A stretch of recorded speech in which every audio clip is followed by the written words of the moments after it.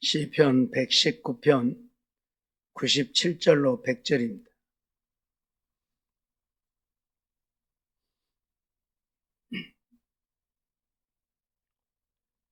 시편 119편 97절로 100절입니다.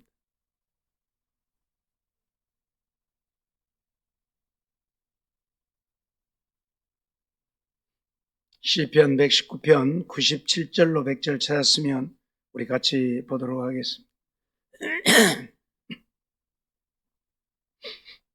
시편 119편 97절로 100절 같이 봅니다. 내가 주의 법을 어찌 그리 사랑하는지요. 내가 그것을 종일 묵상하나이다. 주의 계명이 항상 나와 함께함. 그것이 나로 원수보다 지혜롭게 하나이다. 내가 주의 증거를 묵상함으로 나의 명철함이 나의 모든 스승보다 승하며 주의 법도를 지킴으로 나의 명철함이 노인보다 승하니이다. 아멘. 말씀을 묵상하는 자의 복이라, 그런 제목으로 잠깐 말씀을 생각하고자 합니다. 하나님이 오늘 우리에게 늘 말씀하시는 것은 하나님의 말씀을 묵상하라는 것이지요.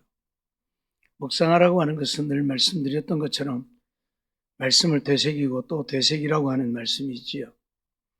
이스라엘 백성들에게는 이 하나님의 말씀을 암송하고 그 말씀을 순종하여 살게 하시려고 미간에 써서 붙여갖고 다니고 손목에도 써서 붙여갖고 다니라고 하고 집 문설주에도 써서 붙이고 앉았을 때든지 누웠을 때든지 길에 행할 때든지 부지런히 하나님의 말씀을 가르치고 또 가르치라고 말씀하시지요. 왜 하나님의 말씀을 그렇게 가르치고 묵상하라고 오늘 우리에게 말씀하고 있습니까? 하나님의 말씀을 묵상한다고 하는 것은 하나님의 말씀 속에 내가 살게 되어진다는 이야기지요. 내가 무엇을 생각하느냐에 따라서 내가 그렇게 살아가고 있잖아요. 돈을 생각하는 사람은 맨 돈밖에 모르고 자나깨나 돈하고 살고, 명예와 권세를 원하는 사람들은 자나깨나 명예, 그놈은 명예 쫓아가고, 권력을 좋아하는 사람들은 자나깨나 그런 권력 쫓아가고. 예. 제가 아는 목사님이 한 분 계시는데 그 정치에 발을 들여놓아가지고 교회는 아예 관심도 없고, 사모님이 유치원을 하는데 유치원이 아주 잘 되어요. 그래서 좀 경제적으로 상당히 여유가 있고 넉넉하니까 아주 그 돈 다 갖다가 맨날 정치한다고. 처남이 목사인데 그 처남이 그래요. 죄송합니다. 그런 새끼 목사님, 그런 새끼 목사님. 그래요. 목사도 아니다. 권력이란 게 그렇게 좋은가 봐요. 그러니까 그거 뭐 한번 해보겠다고 돈 다 갖다가 아주 그거다 투자하고 그런다고 되는 것도 아닌데. 예. 내가 아는 어떤 사람은 또 맨날 그 국회의원도 나오고 시장도 나오고 해요. 한 번도 나오면 몇 표 되냐? 한 100 몇 표씩 표를 얻는가? 뭐 기껏 얻어봐야 1000표도 못 얻는데 그래도 맨날 나와요. 그래갖고 명함에다가 시장 출마, 국회의원 출마. 그래서 내 속으로 그거 써갖고 되려면 대통령 나가라. 그래갖고 대통령 출마 써갖고 되면 좋겠다. 네. 속으로만 그러지. 근데 그걸 못 놓아요. 그 권력이라는 게 도대체 무엇인지. 그렇게 맨 삶이 그런 삶이 되는 거예요. 하나님께서 왜 하나님의 말씀을 묵상하라고 하느냐? 우리의 마음이 하나님의 말씀에 있어야 된다는 이야기예요. 이 말씀을 사랑하고 이 말씀을 좋아하고 이 말씀을 따라 사는 우리의 삶이 되라 그 말이에요. 그러면 왜 하나님은 이 말씀을 그렇게 묵상하라고 합니까? 시편 1편에 뭐라고 그랬어요? 여호와의 율법을 즐거워하여 그 율법을 주야로 묵상하는 자가 어쩐다고요? 복이 있다고. 복을 주려고요. 오늘 본문 말씀을 보면 시편 기자가 그런 고백을 하지요. 내가 주의 법을 어찌 그리 사랑하는지요. 주의 법을 사랑한다. 그러면서 내가 그것을 종일 묵상한다. 종일 묵상한다고 하는 것은 하루 종일 아무것도 안 하고 성경만 들여다보고 있다는 이야기가 아니에요. 어디서 무엇을 하든지 늘 말씀을 기억하고 또 기억하고 되새기고 또 되새기면서 산다는 이야기예요. 왜 그렇게 합니까? 왜 주의 법을 사랑해서 종일 묵상합니까? 주의 계명이 항상 나와 함께함으로 내가 주의 말씀을 이렇게 묵상하다 보니까 주의 말씀이 나와 함께한다. 그렇죠? 말씀을 애워가지고 말씀이 내 안에 있으니까 항상 나와 함께하지요. 그게 좋은 점이 뭐냐? 그게 복된 것이 뭐냐? 뭐라고요? 나로 원수보다 지혜롭게 하나이다. 하나님의 말씀이 나로 원수보다 지혜롭게 한다. 그렇게 말해요. 이 말씀을 두고 우리가 한번 얘기를 해볼까요? 다윗을 두고 우리가 한번 얘기를 해보자고요. 다윗은 하나님의 말씀 속에 사는 자지요. 말씀대로 믿고 순종하고. 그런데 다윗이 뭐가 지혜로웁니까?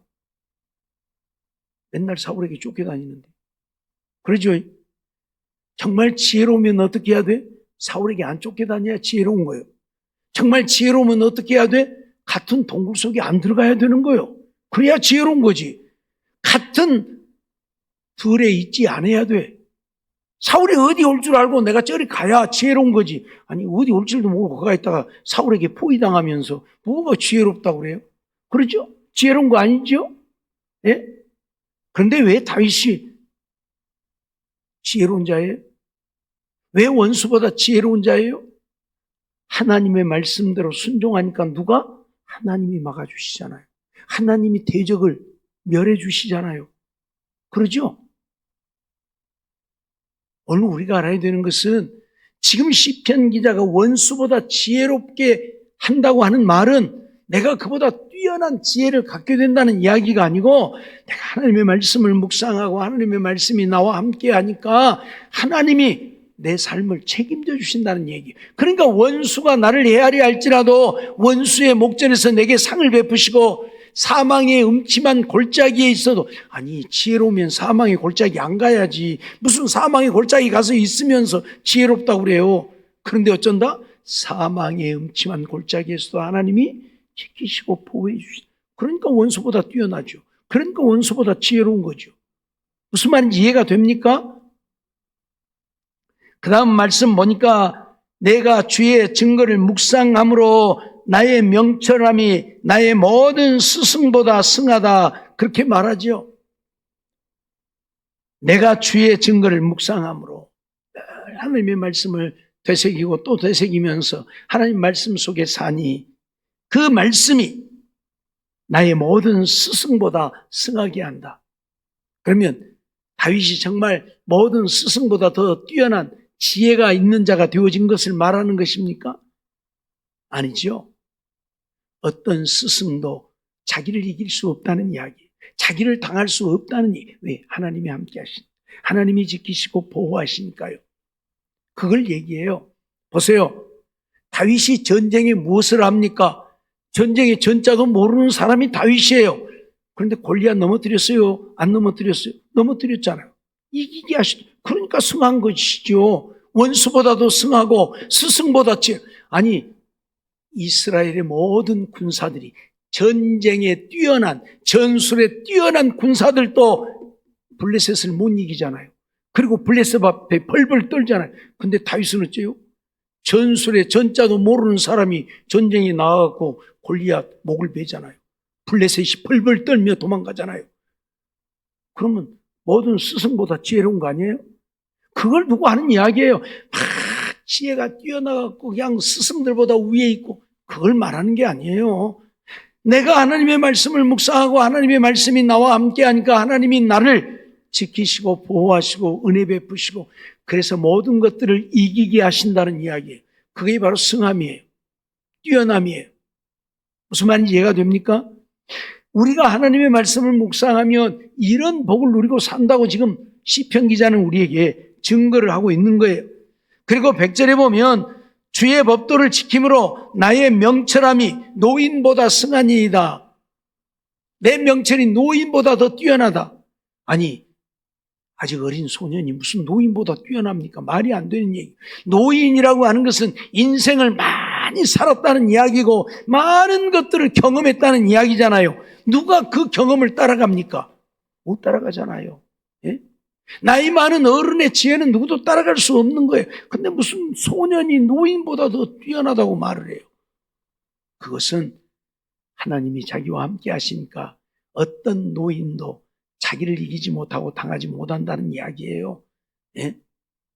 이게 바로 말씀을 묵상하는 자의 복이에요. 하나님이 이런 복을 우리에게 주시려고 하나님이 우리로 하여금 이렇게 원수보다도 스승보다도 노인보다도 뛰어난 자가 되게 하시려고 하나님의 말씀을 묵상하라고 한다 그 말이에요. 그래서 우리는 좀 하나님의 말씀을 잘 묵상하면 좋겠어요. 길 가면서도 하나님의 말씀을 생각하고 때로는 일하면서도 하나님의 말씀을 그렇다고 해서 일 제껴 놔두고 성경 보고 있고 하나님의 말씀만 묵상하지 말고 그러면 직장에서 쫓겨나니까 지킬 건 또 지켜야 되죠. 이유를 불문하고 하나님의 말씀을 묵상한 하나님의 말씀을 늘 주야로 묵상해서 내 마음에 새기고 또 새겨서 그 말씀이 나와 함께한 결국 말씀이 나와 함께 한다고 하는 것은 하나님이 나와 함께 하시며 주님이 나와 함께 하시며 그러면 주님이 내 인생을 책임져 주시는 거예요. 다니엘이 하나님의 말씀 속에 사니까 하나님이 그 인생 책임지잖아요. 책임지잖아요. 사자굴 속에 던져져도 책임지고 바벨론 나라의 어떤 박사들보다도 뛰어난 자가 되게 하고 뭘 배워서요? 아니잖아요. 네? 하나님이 다른 박사들보다 지혜를 10배나 뛰어나게 하시니까 어떤 누구도 당할 수가 없잖아요.